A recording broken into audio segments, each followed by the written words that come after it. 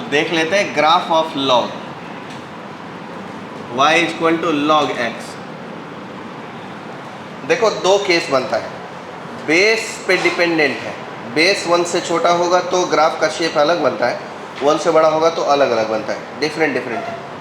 तो पहले मैं ऐसा कर लेता हूँ, केस 1 मान लेता हूँ जिसमें मैं बेस 1 से बड़ा रखता हूँ। बेस को मैंने 1 से बड़ा रखा। इस केस में ग्राफ इंक्रीजिंग बनता है। It's implies that increasing graph is increasing. और क्यों बनता है इंक्रीजिंग अभी अभी बता दूंगा मैं। देखो क्वेश्चन से देखते हैं, draw graph of y is equal to log 2 base पर x। बेस को मैंने 2 से बड़ा रखा हूँ, सॉरी 1 से बड़ा रखा हूँ, और ऊपर स्टेटमेंट दिया हो कि इंक्रीजिंग है। पर इस स्टेटमेंट की हेल्प नहीं लेंगे अभी इसका ग्राफ बना के देखेंगे कि इंक्रीजिंग सचमुच में है कि नहीं है। उसके लिए हमको एक y और x का टेबल बना लेना चाहिए, क्योंकि आप छोटे बच्चे हो तो छोटे बच्चे के अकॉर्डिंगली ही ग्राफ ड्रॉ करेंगे। सोचो x की वैल्यू को अगर आपने 1 रखा है तो y की वैल्यू क्या हो जाएगी? अब बोलना पड़ेगा भाई, 0 हो जाएगी। आ जाओ, x की वैल्यू को अगर आपने 2 रखा है तो y की वैल्यू कितनी हो जाएगी? x की वैल्यू को अगर आपने 4 रखा है तो y की वैल्यू कितनी हो जाएगी? क्या हो जाएगी? 2। x की वैल्यू को y की वैल्यू 3 चाहिए तो उसके लिए x की वैल्यू क्या होना चाहिए? बताओ जरा। इसी प्रकार सो ऑन, जब x इन्फिनिटी रख देंगे तो y कितना हो जाएगा? सीधी बात है। इसी स्टेटमेंट को हम ऐसे भी लिख सकते हैं, x इज इक्वल टू 2 का पावर y। तो अगर x इन्फिनिटी है तो 2 का क्या पावर रखा जाए ताकि इन्फिनिटी बन जाए? तो इसका मतलब है इन्फिनिटी। अब जरा इस टेबल को ध्यान से एनालिसिस करो। जैसे जैसे x 1 से 2, 2 से 4, 4 से 8, 8 से 16 अप टू इन्फिनिटी, क्या x आपको राइट साइड में जाने पर बढ़ता हुआ नज़र आ रहा है? क्या x बढ़ा है? x के बढ़ने की वजह से क्या y की भी वैल्यू बढ़ी है? बढ़ी है कि नहीं बढ़ी है? इसका मतलब x भी बढ़े और y भी बढ़े, ऐसे फंक्शन को इंक्रीजिंग कहते हैं। क्या कहते हैं? जब x के बढ़ाने से y बढ़ जाए तो उसको इंक्रीजिंग कहते हैं, लेकिन जब x के बढ़ाने से y घट जाए तब डिक्रीजिंग कहते हैं। समझ गए बात को? जैसे आप एक्सेलरेटर बढ़ाते हो, मतलब एक्सेलरेटर ऐसे करते हो तो उससे वेलोसिटी बढ़ती है ना आपकी स्कूटी की। आ जाओ, तो वो इंक्रीजिंग फंक्शन है। पर अगर आप दूसरा कुछ ले लो जैसे डिक्रीजिंग फंक्शन, डिक्रीजिंग फंक्शन में आप क्या ले सकते हो?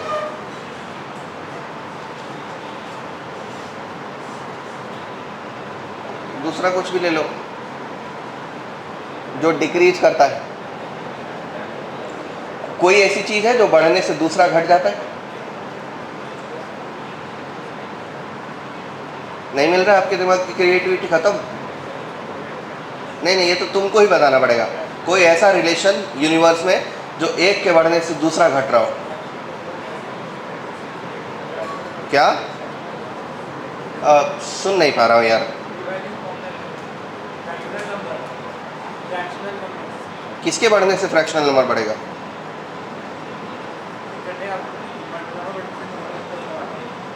अरे इतना जोर से तो बोलो कि कम से कम 4 फीट बाद खड़ा आदमी सुन सके। नीचे का नंबर बढ़ने से, अब 1/x फंक्शन बोल रहे हो कि डिनोमिनेटर बढ़ने से ऊपर का नंबर नहीं, होल बढ़ता है, होल घटता है। चलो एक एग्जांपल तो मिला, कोई दूसरा?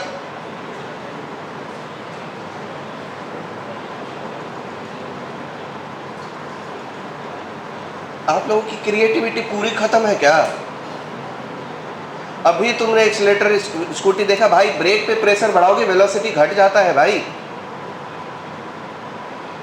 आपको आसपास होने वाली कोई घटना से कुछ भी रिलेट नहीं हो पा रहा है क्या? ऐसे तो तुम IIT जाने से रहे। स्पीड बढ़ाने से टाइम घट जाता है। चलो एक आगे मतलब कुछ तो भी एग्जांपल।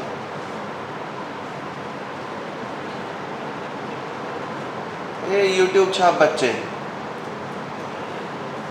वो एनिमेशन से पढ़े हुए लोग हो क्या तुम लोग? ताकि खुद की क्रिएटिविटी ही खत्म हो गई है साला। कुछ दिख ही नहीं पा रहा है आसपास। नहीं नहीं, एक एग्जाम्पल मुझे और चाहिए बच्चों से एग्जाम्पल भाई। इतना घटिया स्टूडेंट्स कैसे हो सकता है कोई, कि कोई यूनिवर्स में होने वाली कोई चीज दिख ही नहीं पा रही है। बहुत सारी चीज है कि एक के बढ़ने से दूसरा घट जाता है। बोलो। कम से कम 4 फीट दूर पे सुनाई देना चाहिए। लड़कों की आवाज एटलीस्ट इतनी बुलंद तो होनी चाहिए। मेमने जैसे मत बोलो, कम से कम। क्या बढ़ाएंगे तो? रेजिस्टेंस बढ़ा होगा तो करंट का फ्लो कम होगा। चलो इतने देर बाद एक एग्जांपल दो, ठीक तो है। और कुछ?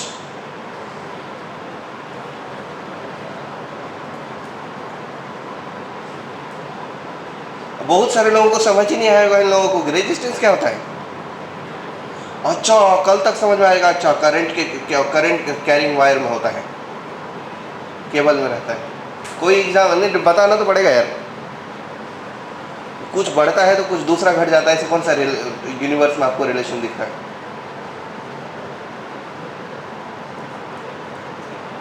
बात जी सर, जब तक बोलोगे नहीं आगे नहीं बढ़ेगी क्लास।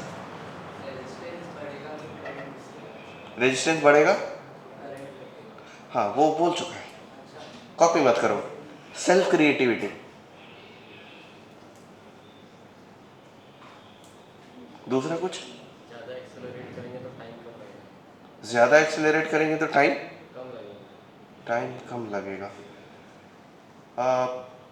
ये फिक्स टाइम का एग्जाम्पल नहीं है, हालांकि ये चीज़ भी वो बोल ही चुका है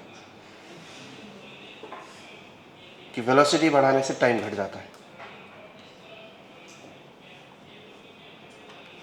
क्या यार, वो भी बोल चुका है, कॉपी कर रहे हो। कुल मिला के एक ही एग्जाम्पल दो बार आ रहा है। वो वही बोला था कि डिनोमिनेटर को बढ़ाएंगे तो होल वैल्यू घटेगा, और रेसिप्रोकल ही है।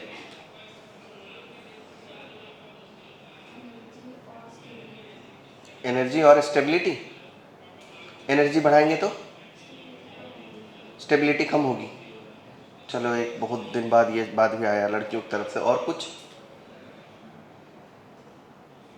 कैसे साइंस पढ़े हो जी तुम लोग? ऐसे बच्चों का तो साइंस में बहुत ही बुरा हाल होगा। नंबर आते कहाँ से हैं? अच्छा, थ्योरी लिख के नंबर आ जाता है ना। क्रिएटिविटी जाए भाड़ में।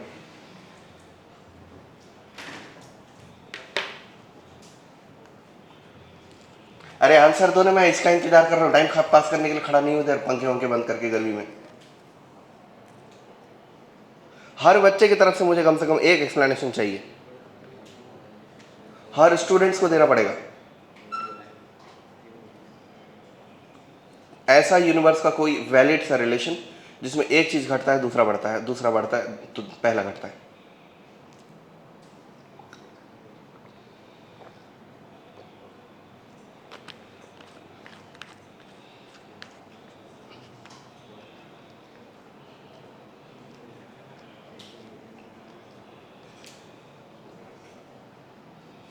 अरे दो ना यार, झटपट झटपट। 24 घंटे लग जाएंगे इन लोगों को ये सिंपल क्रिएटिविटी में।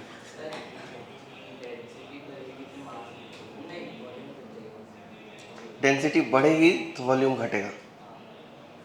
चलो ये तो ठीक है, आपने तो अपना निकाल लिया।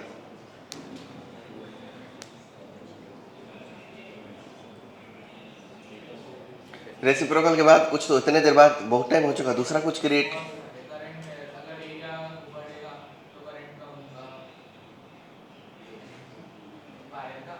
हाँ,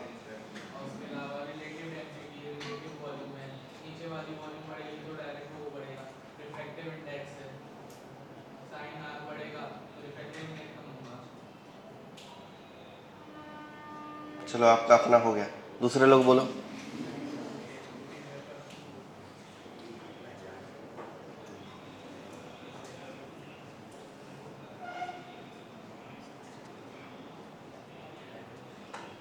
ये कुछ तो बोलो यार।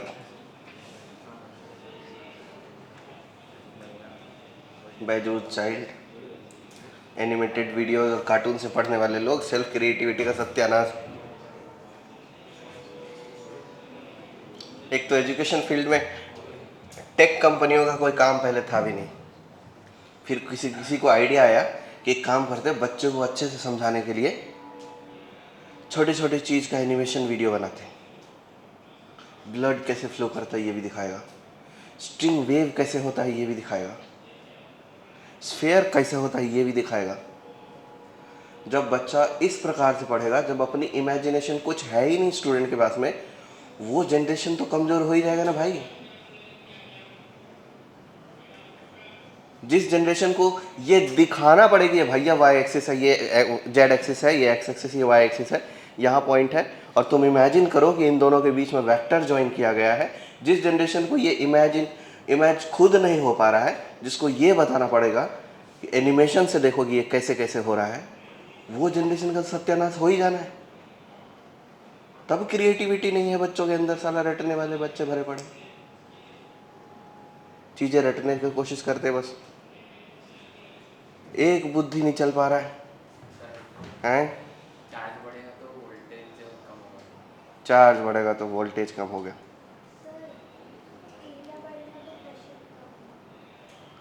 एरिया बढ़ेगा तो प्रेशर कम होगा।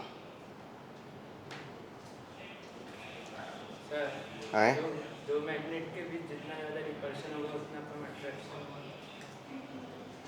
हाँ चलो, थोड़ा सा प्रैक्टिकल एग्जांपल है। देखो मैं आपको बता देता हूँ आपके बारे में बुरी बात। आप में से जितने भी लोगों ने मुझे ये बताया है क्रिएटिव एग्जांपल, उसमें से कोई किसी की क्रिएटिविटी नहीं थी। ये सब तुमने रट रखा है, सब तुमने किसी फॉर्मूले को रेफरेंस मानते हुए एग्जांपल सेट किया है। सबके लिए आपने किसी न किसी फॉर्मूले और किसी न किसी थ्योरी का रेफरेंस सेट किया है। सेल्फ ऑब्जर्वेशन तुम्हारा कुछ भी नहीं है, तुमने वही कहा है जो पहले से किताब में लिखी हुई है। तुमने अपने हिसाब से कुछ भी नहीं सोचा है, बस आपको पहले से किताब में लिखी गई बात याद करने में इतना टाइम लग गया।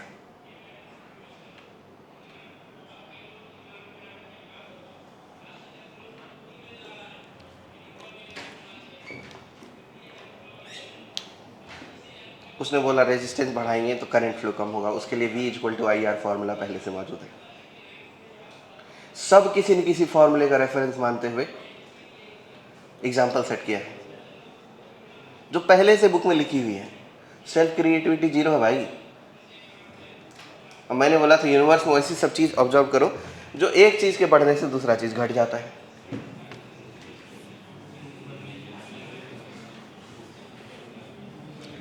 खैर कुछ लोग फॉर्मूले को याद करके तो बोले एटलीस्ट।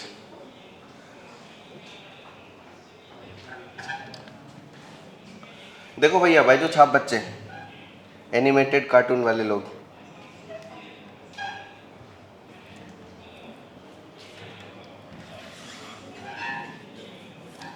ये एनिमेशन वगैरह की ज़रूरत ना एकदम घटिया कमज़ोर बच्चों को पड़ती है। इंटेलिजेंट लोग इन सब चक्कर में ना पड़ते। इंटेलिजेंट लोग सब कुछ इमेजिन कर सकता है, जो इमेजिन कर सकता है वही तो तगड़ा आदमी है। एनिमेटेड वीडियो कार्टून वाले लोग क्या ही पढ़ेंगे।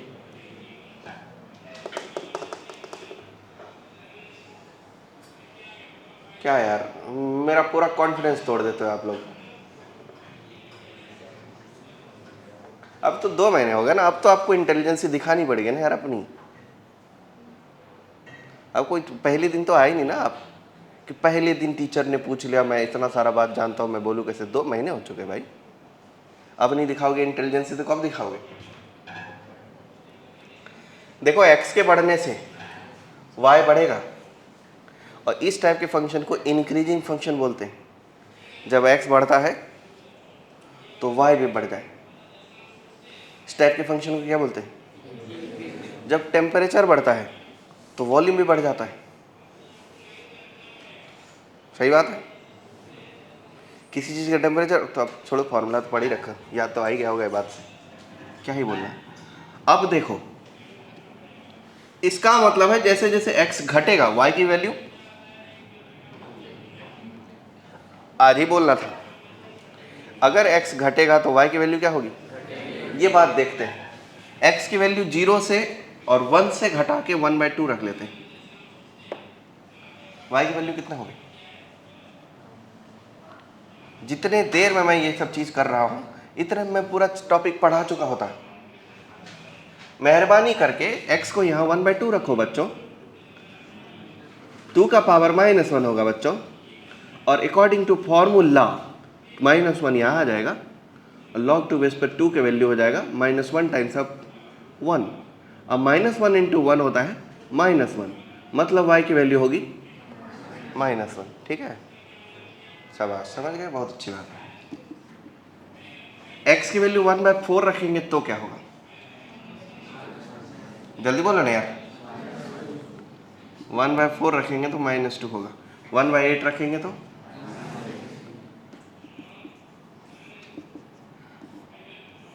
x यहाँ घट रहा है कि बढ़ रहा है? तो जब x घट रहा है तो y घट रहा है कि बढ़ रहा है? तो x घटे तो y घटे, x बढ़े तो y बढ़े। किस टाइप का फंक्शन है ये? इसी को इंक्रीजिंग बोलते हैं भाई। x बढ़ाने से y बढ़ना, x घटाने से y घटना, इसी को इंक्रीजिंग बोलते हैं। तो ये चीज जो है ये इंक्रीजिंग है।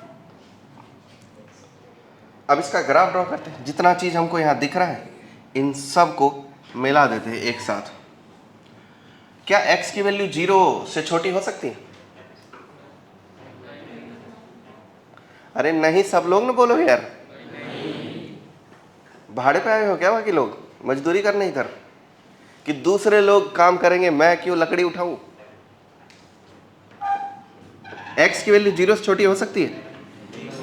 तो क्या इस क्वाड्रेंट में ग्राफ ड्रॉ करेंगे? शायद। आपने x की जगह पे y और y की जगह पे x वैल्यू सर इन्फिनिटी की बात। अच्छा, इधर उल्टा वैल्यू रख दिया। हाँ, x की जगह 1/2 रखेंगे तो y की वैल्यू कितनी होगी? -1। x की जगह 1/4 -2, x की जगह 1/8 -3 एंड सो ऑन। जब x की वैल्यू 0 हो जाएगी तब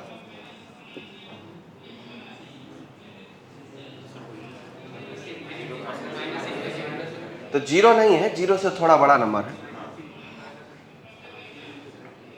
तब क्या होगा? लो भाई, क्या इस क्वाड्रेंट में ग्राफ बन सकता है? हाँ बोल रही है दीदी, नरक में जाओगे। अरे मूर्ख, बन सकता है। क्यों नरक का दरवाजा ठकठका रहे हो? अरे मूर्ख, ये ओरिजिन के लेफ्ट साइड में x की वैल्यू नेगेटिव होती है। बोल दो, कम से कम बाद में याद रहेगा। ओरिजिन के लेफ्ट में x की वैल्यू क्या होती है? तो इस क्वाड्रेंट में x नेगेटिव है, इस क्वाड्रेंट में भी x नेगेटिव है, तो ये दोनों क्वाड्रेंट में ग्राफ जा सकता है क्या? x जब नेगेटिव हो ही नहीं सकती तो ग्राफ इधर जा ही नहीं सकती। मतलब ग्राफ जो बनेगा वो या तो इसमें बनेगा या फिर इसमें। अच्छा, इसमें तब बनेगा जब y कोऑर्डिनेट, और इसमें तब बनेगा जब y कोऑर्डिनेट नेगेटिव हो। अब आप एक मतलब एक तो साफ समझ में आ गया कि थोड़ा ग्राफ इधर है और थोड़ा ग्राफ उधर है, और ग्राफ स्ट्रेट लाइन नहीं है। क्यों नहीं है? स्ट्रेट लाइन ग्राफ सिर्फ तभी बनता है जब इक्वेशन लीनियर हो। ये लीनियर है तो स्ट्रेट लाइन है? कोई चांस ही नहीं है। मुंह खोल रहे हो चाचा? एक बात और समझ में आ गया, जब x की वैल्यू 1 है तो y की वैल्यू 0 है, मतलब 1, 0 से ग्राफ को पास करना है। यही वो बिंदु है 1, 0। ये है बिंदु 1, 0 जिससे ग्राफ को पास करना है। ऐसे लिख देता हूँ यार, 1, 0।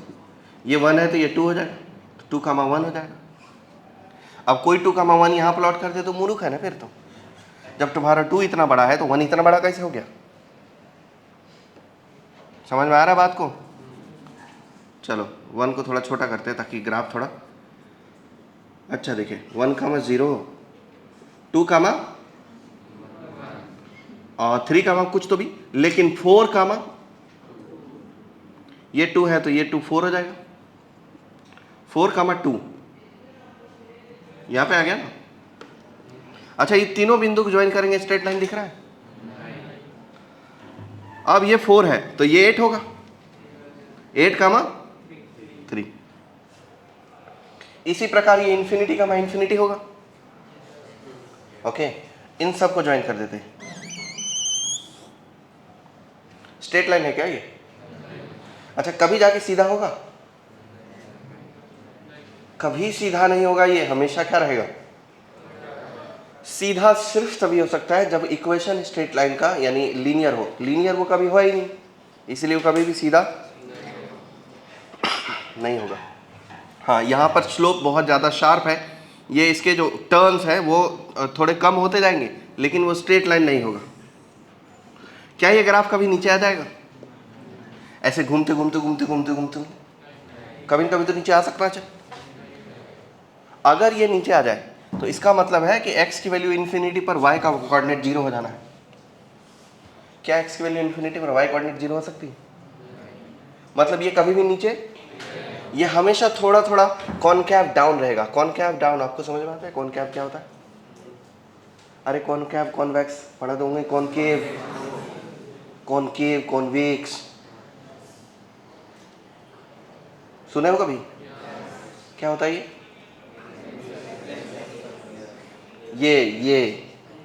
ठीक है। तो ये कॉनकेव डाउन है। अब देखो 0 और 1 के बीच में x के वैल्यू कितना? 1/2 रख लिया जाए। तो जब x 1/2 है तो y कितना है? टेबल देख के बताओ, टेबल। x 1/2 है तो y कितना है? तो x 1/2 तो y जाएगा -1, -1/2 कामा माइनस 1/2 कामा -1, ये रहा वो पॉइंट। और इसका बीच में 1/4 आता है, तब 1/4 कामा -2। अब ये 1/4 है, इसके बीच में 1/8 आता है, फिर 1/16 आता है। 1/ सारे नंबर इसी के बीच में आते हैं, इन्हीं दोनों पॉइंट के बीच में 1/ सारे नंबर आ जाएंगे ना। ओके, तो ये और घटते जाएगा घटते जाएगा। इसको जब ज्वाइन करेंगे ये कुछ ऐसा दिखेगा। अब देखो एक बहुत अच्छी बात है, ये ग्राफ हमेशा इस स्ट्रेट लाइन के पास जाता जाएगा, लेकिन कभी टच क्यों नहीं करेगा? क्योंकि x की वैल्यू 0 हो नहीं सकती। तो अगर टच करना मतलब x का वैल्यू 0 होना, x की वैल्यू 0 हो ही नहीं सकती, मतलब x की वैल्यू जो भी रहेगी 0 से थोड़ी बड़ी रहेगी। तो मतलब ये ग्राफ इसको टच तो करेगा, सॉरी पास तो जाएगा, इसके पास जाता जाएगा जाता जाएगा जाता जाएगा जाता जाएगा, लेकिन छू नहीं सकता। दिख रहा है बीच का गैप? ऐसे स्ट्रेट लाइन जो कर्व के साथ गुजरे और ऐसा देख के लगे कि ये इन्फिनिटी पर कभी मिलेंगे, लेकिन मिलेंगे नहीं, इस स्ट्रेट लाइन को इस कर्व के लिए एसिम्प्टोट बोलते हैं। क्या बोलते हैं? एसिम्प्टोट। क्या बोलते हैं? लिखते ऐसे, एसम पटोटे, ठीक है? क्या लिखते हैं? एसम पटोट। लेकिन अगर आप उसके एसम पटोट पढ़ोगे तो लोग जाहिल गवार बोलेंगे आपको, इसको एसिम्प्टोट बोलते हैं। क्या बोलते हैं? एसिम्प्टोट, ठीक है? बाद में प्रैक्टिस कर लेना बोल बोल के, एसिम्प्टोट है ये। पी नहीं बोलना है, पी चुपचाप रहता है, ज़्यादा हल्ला नहीं करता। और सरल लैंग्वेज में समझ लो, ऐसी रेखा जो कर्व को छूने की तमन्ना में आगे जाती है मगर छू नहीं पाती।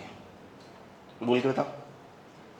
ऐसी रेखा जो कर्व को छूने की तमन्ना में इन्फिनिटी तक जाती है मगर छू नहीं पाती है, उस रेखा को, इस कर्व का क्या बोलते हैं? एसिम्प्टोट। क्या ये कर्व इसके लिए एसिम्प्टोट है? ये रेखा इसके लिए एसिम्प्टोट है। समझ पा रहे हो? एसिम्प्टोट मतलब बॉर्डर लाइन, कि तुम मेरे कितने भी करीब आओ मगर छू नहीं सकते। समझ गए?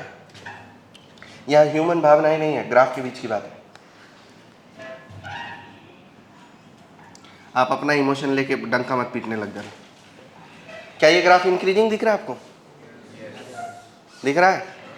यही है लॉग का ग्राफ 2 बेस पर x का। अब दूसरा केस, कितना टाइम लग गया यार केस को बताने में।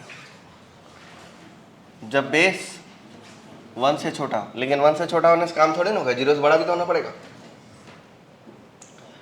अब हम क्वेश्चन 2 लेंगे। Draw graph of y equal to log 1/2 base पर x। अब की बार टेबल बनाओ x और y का। अच्छा, वहाँ x y के बदले y x का टेबल बना दिया। x की वैल्यू, एक काम करो, क्या लोगे तो y की वैल्यू 1 हो जाए। लेकिन x की वैल्यू क्या लोगे तो y की वैल्यू 0 हो जाएगी। x की वैल्यू 1 लो, y की वैल्यू 0 हो जाएगी। x की वैल्यू 2 लो, y की वैल्यू 1/2 हो जाएगी। क्या बोलते हैं यार, सही बात है क्या? यस, नरक में जाओगे, ऐसा थोड़े होता है। x की वैल्यू 2 लेंगे तो y की वैल्यू कितनी आएगी? x की वैल्यू 4 लेंगे तो y की वैल्यू, x की वैल्यू 8 लेंगे तो y की वैल्यू, x की वैल्यू इन्फिनिटी लेंगे y की वैल्यू। ये बढ़ने के साथ घट रहा है ना, क्या बोलते हो? x बढ़ रहा है तो y क्या हो रहा है? घटता जा रहा है। ये गलत लिखा है। x की वैल्यू माइनस इन्फिनिटी केस में, अरे प्लस इन्फिनिटी है नहीं, प्लस इन्फिनिटी केस में क्या होगा? Minus infinity. अब देखो y बढ़ाते हैं, y को अगर हम 0 से बढ़ा के 1 करते हैं तो x को क्या लेना पड़ेगा? y को अगर मैं 2 चाहता हूं तो x को क्या लेना पड़ेगा? y को अगर मैं 3 चाहता हूं तो x को क्या लेना पड़ेगा? और अगर किसी दिन x 0 हो गया तो, 0 नहीं है, 0 से थोड़ा बड़ा है, तब y क्या होगा? Minus infinity plus infinity. क्या होगा? Plus infinity. अब इस ग्राफ को ड्रॉ करते हैं।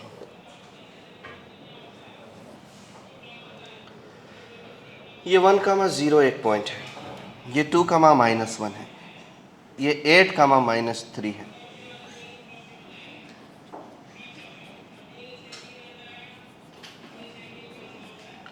एतबार इन बिंदुओं को ज्वाइन कर देते हैं।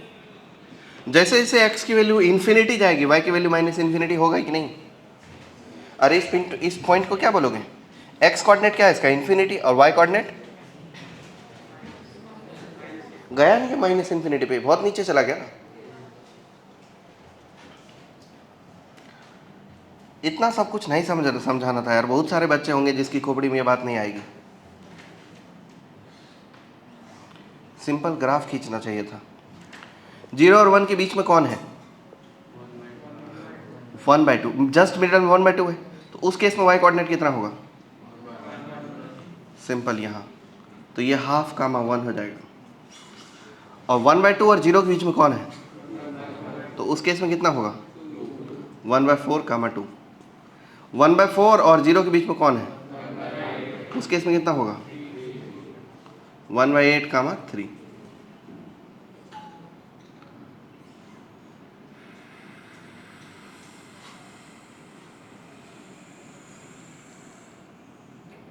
राइट? क्या ये स्ट्रेट लाइन है? स्ट्रेट लाइन ये हो भी नहीं सकता। क्या है ये? कर्व। क्या ये डिक्रीजिंग है? x की वैल्यू बढ़ने के साथ y की वैल्यू घटती गई, ये डिक्रीजिंग है। और इस स्ट्रेट लाइन को इसके लिए क्या बोला जाएगा? क्या बोलेंगे? बोल के बताओ।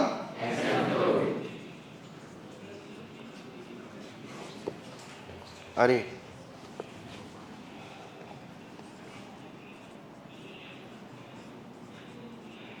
एसिम्पटोट, ऐसी रेखा जो कर्व के साथ चलते चलते इन्फिनिटी पर जाएगी लेकिन कभी मिलेगी नहीं, वो एसिम्पटोट कहलाती है।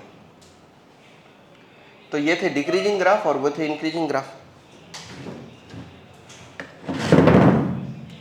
अब एक क्वेश्चन देता हूं। Draw graph of y equal to 3 to the power x and y and y is equal to log 3 base पर x on same axes system.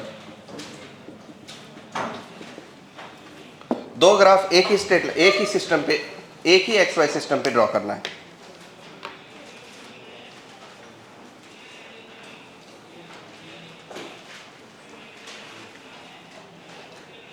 देखो पहले मैं करता हूं।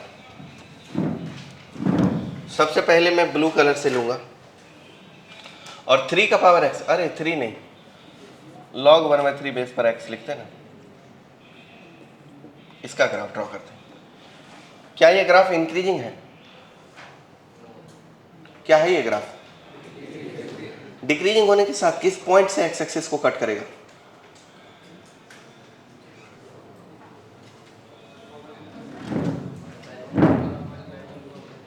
बुक का लैंग्वेज बहुत कम समझते हो तुम लोग। किस पॉइंट से एक्स एक्सिस को कट करेगा का मतलब है किस पॉइंट पे वाई कोऑर्डिनेट 0 होगा।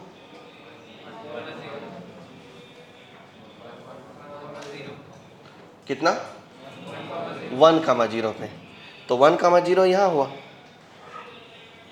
ओके, अब इससे 1/3 बेस पर x अगर बनाएंगे तो घटेगा कि बढ़ेगा? तो इस पॉइंट से मैं नीचे जाऊं कि ऊपर जाऊं? हाँ, ऐसे, और इधर ऊपर। ठीक है, बन गया।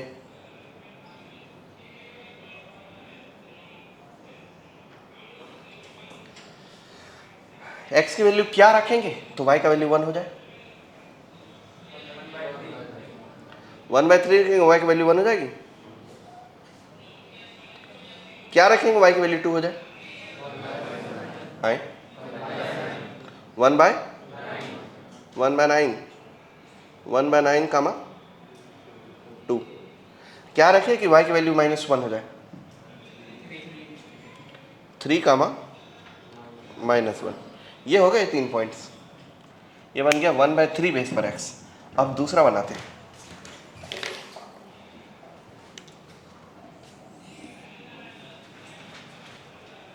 डायरेक्ट बन गया क्योंकि शेप तो वही होने वाला है, बस इसमें वैल्यू डालना है। क्या ये ग्राफ भी x एक्सिस, ये ग्राफ x एक्सिस को किस पॉइंट पे कट करेगी? 1,0 पे। ओके, x की वैल्यू क्या रखे y की वैल्यू 1 हो? 0 बोलता है कोई तो भी नरक में जाओगे भाई।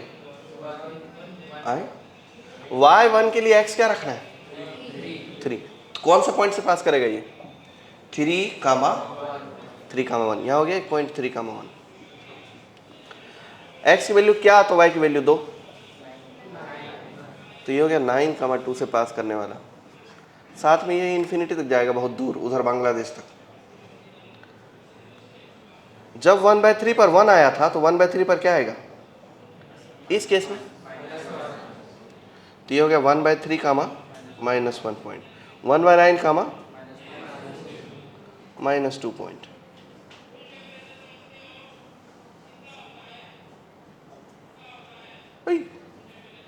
कभी भी आपस में टच नहीं करा सकते, गलत हो जाएगा। कुछ बच्चे लोग ग्राफ कैसे बनाते हैं मैं बताता हूँ।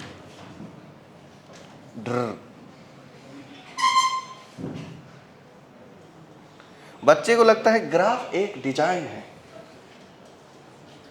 उसमें अगर नीट वाली लड़कियों को यही सेम चीज दे दो तो इसको ना वो एकदम ग्रीन कलर से कलर कर देगी कि वाह अभी ठीक लग रहा है।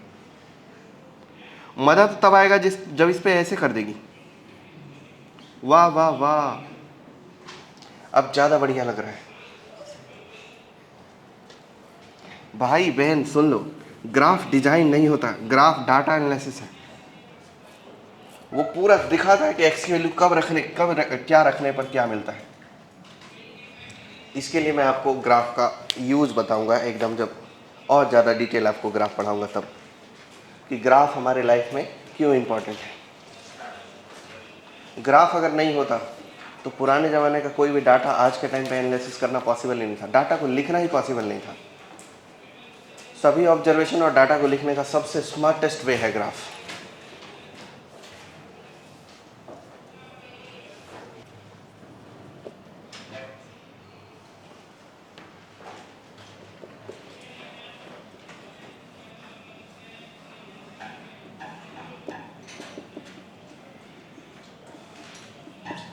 लॉग ई बेस पर एक्स ड्रॉ करो झट से।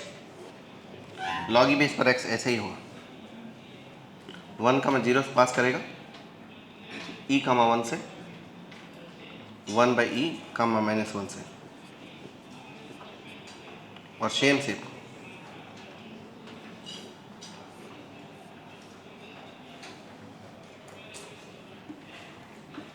y equal to log 1/e base पर x।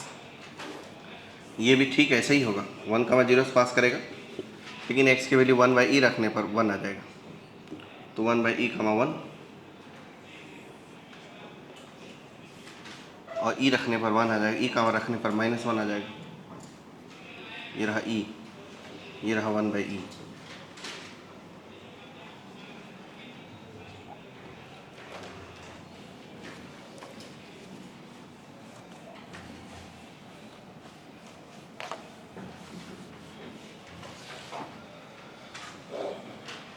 अब है draw y equal to log 2 base पर x and y equal to log 3 base पर x ऑन सेम एक्सेस। दोनों ही इंक्रीजिंग है, नहीं log 2 बेस पर x, log e बेस पर x, दोनों इंक्रीजिंग है। दोनों को सेम एक्सेस पे ड्रॉ करना, दोनों एक जैसा ही बनेगा। पहचानना मुश्किल है कि उन दोनों में से log e वाला कौन है, log 2 वाला कौन है। देखो मैं ड्रॉ कर देता हूँ, दोनों ही ग्राफ में 1 रखने पर 0 आएगा, 1 रखने पर 0 आएगा, तो 1,0 से दोनों पास करेगा।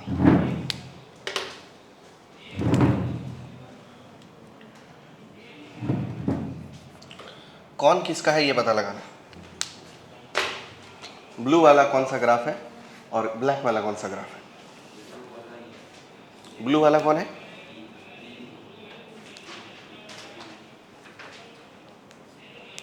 ब्लू का बेस कौन, ब्लू का बेस 2। वाह, मान लो कि log x है, बेस अभी छुपा रहने देते, ये भी log x ही है, बेस अभी छुपा रहने देते। बताओ ब्लू वाला का बेस क्या है, 2 है। ऊपर वाला, देखो ऊपर वाला नीचे वाला तो बात ही मत करो, ऐसा कोई चीज़ होती ही नहीं है। हाँ ब्लैक वाला बोलो, ये आपको इधर ऊपर वाला लग रहा है, आपने बोला ऊपर वाला, मैं इसको भी तो समझ सकता हूँ, तो लैंग्वेज क्लियर नहीं है आपका। ब्लैक बोलो, ब्लैक वाले का बेस क्या, 2। अब ब्लू वाले का, सब लोग श्योर हो, पक्का, लड़की लोग बोलो, हम कुछ डिफरेंट करेंगे, हम यहाँ पिंक वाला ग्राफ बनाएंगे अलग से।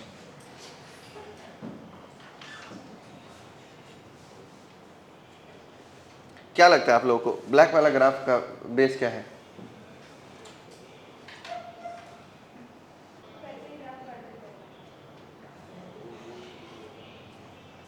कुछ लोग ये सोच रहे हैं कि ये लोग सोच कैसे रहे, सोच क्या रहे ये लोग आखिर ये लोग सोच भी रहे हैं। हम तो बस मुंह में उंगली दबा के आंसर देने वाले थे, जो उंगली ज्यादा दब गई उसका बेस बड़ा है। एक काले का है, एक ब्लू का है, मुंह में उंगली डालो, जो दब गई ज्यादा उसका बेस बड़ा है। ये लोग सोच भी पा रहे, क्या सोच रहे हैं आखिर। डंडा है क्या कोई, डंडा नहीं है, चलो कोई बात नहीं, इससे काम कर लेते हैं। देखो दीदी बहन्स और बाकी सभी लोग, ये 0 है इसमें y कोऑर्डिनेट, और यहाँ पर y कोऑर्डिनेट 1 हो जाता है, मालूम क्या। अरे हाँ तो कर लो यार, कुछ भी नहीं करता ये लोग। इसी लाइन में y कोऑर्डिनेट 1 होता है हमेशा, ये y इक्वल टू 1 लाइन हो गया ना। इस y इक्वल टू 1 ने काले वाले को पहले काट लिया और ब्लू वाले को बाद में, तो काले वाले में y इक्वल टू अगर 1 हो चुका है, तो अगर ये 1 है तो बेस कितना है।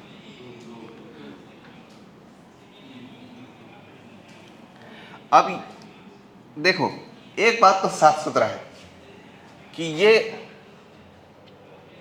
अगर ये चीज़ 1 हो रहा है तो या तो इसका बेस 2 है या फिर इसका बेस ई है। तो अगर पहले 1 जो हो रहा है उसका बेस क्या है, एक पल के लिए मान के रखते हैं कि इसका 2 और इसका ई, क्या ये गणित सही है?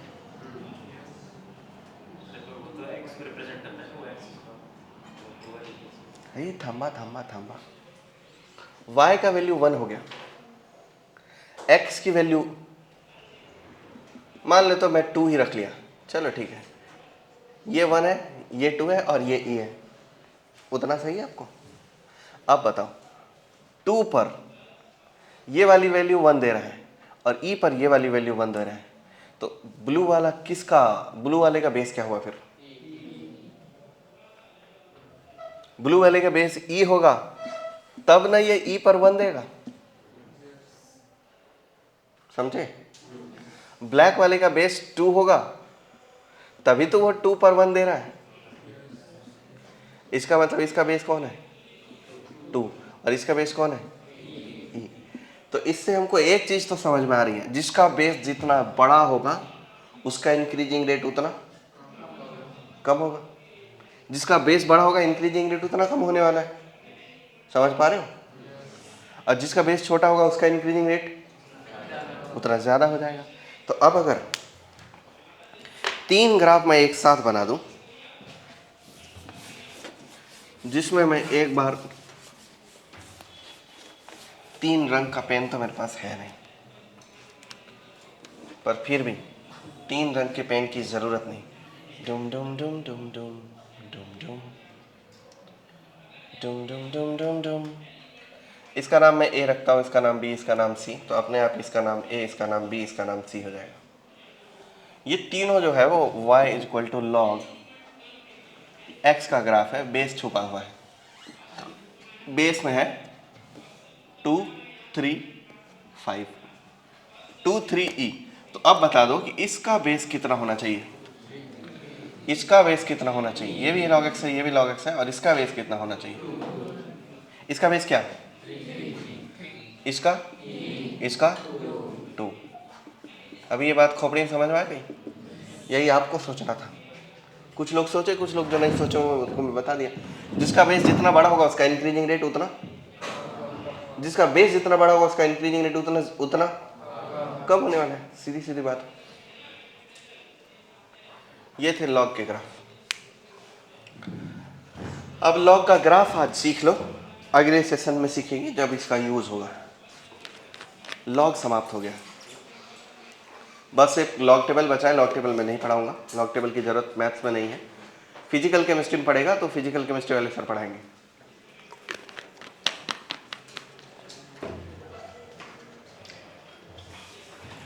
लॉग समाप्त हो गया, तो 2 3 4 5 दिन आराम से गचक से क्वेश्चन बनाएंगे सारे के सारे,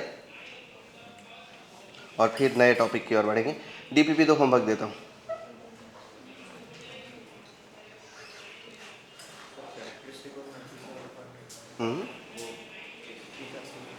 सॉरी,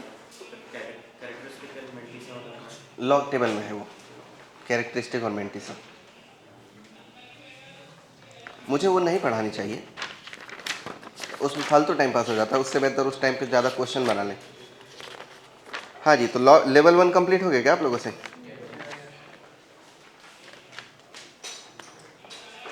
ये शीट कंप्लीट हो गया है सबसे?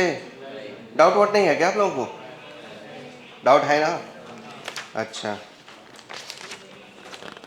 अभी फिर एक बार ट्राई करना, दूसरी वाली शीट दो,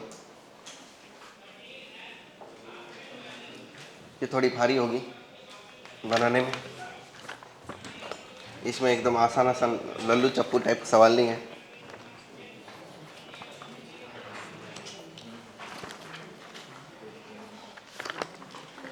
इसका इलस्ट्रेशन भी अगर आप अभी के समय पर बना लोगे, सिर्फ वो जो 30-32 इलस्ट्रेशन है, तभी आपको लॉग बहुत अच्छे से आ जाएगा। ये 8 नंबर का टॉपिक है, कैरेक्टरिस्टिक मेंटिसा, वो लॉग टेबल का पार्ट है तो उसको नहीं पढ़ाएंगे हम। एक्सरसाइज 0 बनाए क्या? अब मल्टी करेक्ट टाइप क्वेश्चन बहुत अच्छे, कंप्रेंशन टाइप क्वेश्चन बहुत खूब, मैट्रिक्स मैच है, बहुत अच्छे। Exercise, subjective exercise, no. Numerical value type question नहीं। जेई मेन पीवाईक्यू नहीं। जेई एडवांस पीवाईक्यू, बहुत बढ़िया, बहुत बढ़िया, दिल जीत लियो मेरा, वाह वाह वाह।